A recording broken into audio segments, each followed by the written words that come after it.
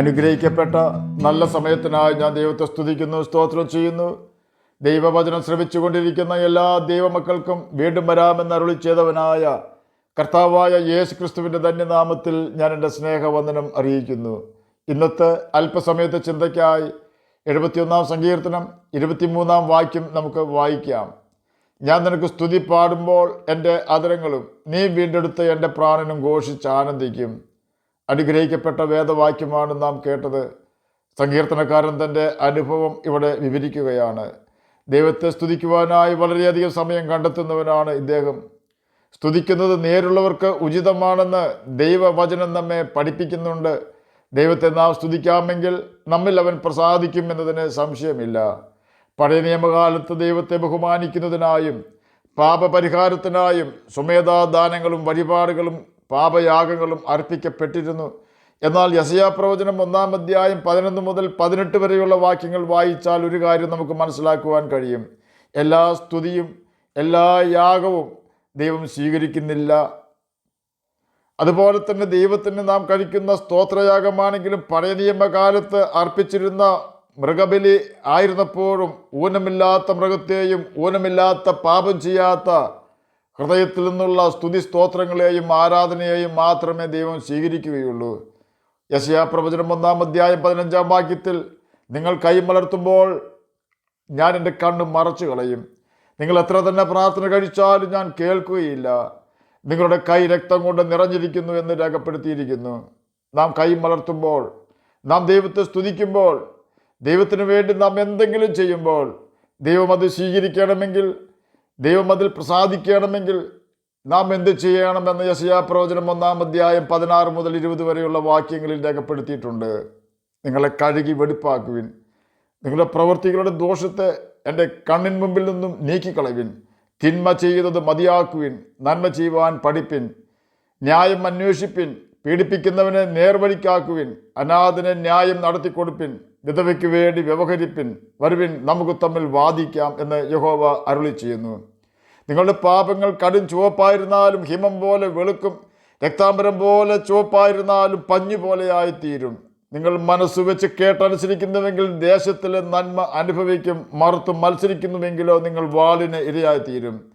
യഹോവയുടെ വായ് അരുളി ചെയ്തിരിക്കുന്നു. യെശയ്യാ പ്രവചനം 1 അധ്യായം 16 മുതൽ 20 വരെയുള്ള വാക്യങ്ങളാണ് നാം കേട്ടത്. ഇവിടെയെല്ലാം ഊന്നി പറഞ്ഞിട്ടുള്ള കാര്യം, നാം അകൃത്യം ചെയ്തുകൊണ്ട് ദൈവത്തെ സ്തുതിച്ചാൽ ദൈവം തൻ്റെ മുഖം മറയ്ക്കുകയും നാം കുറ്റമില്ലായ്മയിൽ കൈ കഴുകി പാപത്തെ ഏറ്റുപറഞ്ഞ് ഉപേക്ഷിച്ചാൽ യഹോവയാ ദൈവം അഥവാ കർത്താവായ യേശു ക്രിസ്തു നമ്മുടെ പാപം ക്ഷമിക്കുകയും നമ്മെ ശുദ്ധീകരിക്കുകയും നമ്മുടെ പ്രാർത്ഥന കേട്ട് ഉത്തരം അരുളുകയും ചെയ്യും എന്നാണ്. നാം നമ്മുടെ പാപങ്ങൾ ഏറ്റുപറഞ്ഞ് ഉപേക്ഷിക്കാതെ വീണ്ടും പാപത്തിൽ രസിക്കുന്ന സാഹചര്യം ഉണ്ടായാൽ നാം നിത്യനരകത്തിൽ ചെന്ന് വീഴുവാനുള്ള സാധ്യത വളരെ കൂടുതലാണെന്നുള്ള യാഥാർത്ഥ്യം നാം മറന്നു പോകരുത്.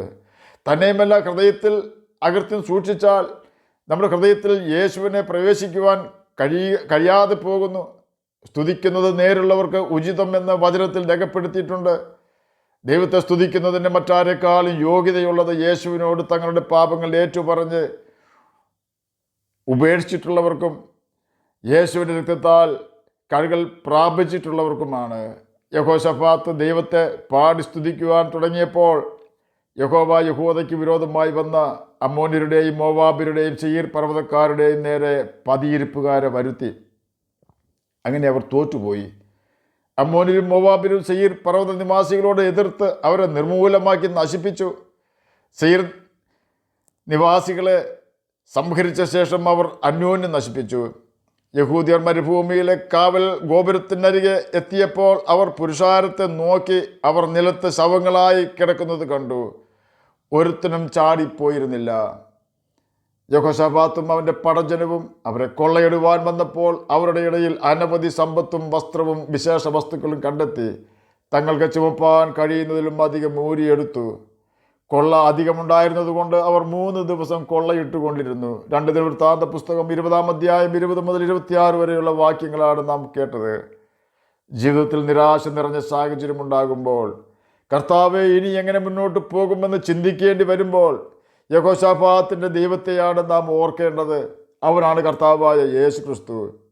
യഹോശാഫാത്തിൻ്റെ വിശ്വസ്തതയാൽ ദൈവം അവൻ്റെ മുഖത്തെ ആദരിച്ചു. ഒത്തിരി വലിയ കാര്യങ്ങളൊന്നും യഹോശാഫാത്ത് ദൈവത്തിന് വേണ്ടി ചെയ്തില്ല. ഒത്തിരി ദൈവത്തിന് വേണ്ടി യഹോശാഫാത്ത് അധ്വാനിച്ചില്ല. അവൻ്റെ പ്രമാണം അനുസരിച്ചു എന്ന് മാത്രം. നാം ദൈവത്തിന് വേണ്ടി എന്തെങ്കിലും ചെയ്തു എന്ന ചിന്ത വരുമ്പോൾ നമ്മെ വെട്ടിയെടുത്ത പാറയിലേക്കും കുഴിച്ചെടുത്ത ഖനിഗർഭത്തിലേക്കും ഒന്ന് നോക്കിയാൽ പിന്നെ നാം ഒരിക്കലും പറയില്ല ദൈവത്തിന് വേണ്ടി എന്തെങ്കിലും ചെയ്തു എന്ന്. ദൈവത്തിന് നമ്മുടെ അധ്വാനമല്ല, അനുസരണമാണ് വേണ്ടത്. ദൈവത്തിന് നമ്മുടെ സമ്പത്തല്ല, നമ്മുടെ ഹൃദയമാണ് ആവശ്യം. നമ്മുടെ ഹൃദയം സ്തുതി സ്തോത്രങ്ങൾ മാത്രം ഉള്ളതായിരിക്കണമെന്ന് കർത്താവ് നമ്മെക്കുറിച്ച് ആഗ്രഹിക്കുന്നു. അഥവാ ഏതെങ്കിലും ആവശ്യങ്ങളുടെ മുഖത്ത് ഭാരപ്പെടുന്ന ഏതെങ്കിലും വ്യക്തികൾ എന്നെ കേൾക്കുന്നുണ്ടെങ്കിൽ ആ ആവശ്യങ്ങൾ പിറുപിറുപ്പില്ലാതെ സ്തോത്രത്തോടെ കർത്താവിനോട് പറഞ്ഞാൽ യേശു അതിൻ്റെ പരിഹാരം വരുത്തിത്തരും നിശ്ചയം. പേഴ്സ് കളഞ്ഞുപോയ ഒരു വ്യക്തിയെക്കുറിച്ച് ഞാൻ കേട്ടിട്ടുണ്ട്. യാത്ര കഴിഞ്ഞ് വീട്ടിൽ വന്നപ്പോൾ തൻ്റെ കൂട്ടുകാരുടെ മുമ്പിൽ വെച്ച് ഏതോ ആവശ്യത്തിന് പേഴ്സ് എടുക്കുവാൻ നോക്കിയപ്പോൾ തനിക്ക് മനസ്സിലായി തൻ്റെ പേഴ്സ് നഷ്ടപ്പെട്ടെന്ന്. കൂട്ടുകാർ കേൾക്കെ അദ്ദേഹം ഇപ്രകാരം പറഞ്ഞു, എൻ്റെ പേഴ്സ് പോയി, സ്തോത്രം എന്ന്. ഇത് കേട്ടവർക്ക് ഇത് പറഞ്ഞവനോട് ദേഷ്യം തോന്നി.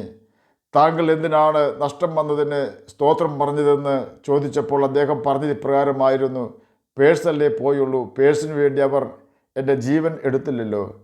തന്നെയുമല്ല എല്ലാ ദിവസവും ആ പേഴ്സിൽ വലിയ ഒരു തുക ഞാൻ വെക്കാറുണ്ടായിരുന്നു. എന്നാൽ എന്തുകൊണ്ടോ ഇന്ന് ഞാൻ അല്പം പണമേ അതിൽ സൂക്ഷിച്ചിരുന്നുള്ളൂ. എൻ്റെ പണം മുഴുവൻ പോയില്ലല്ലോ.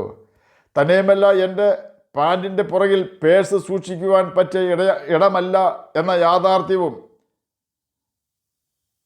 ദൈവം എന്നെ പഠിപ്പിക്കുവാൻ ചെറിയൊരു നഷ്ടവും പഴയൊരു പേഴ്സും മാത്രമേ പോയുള്ളൂ.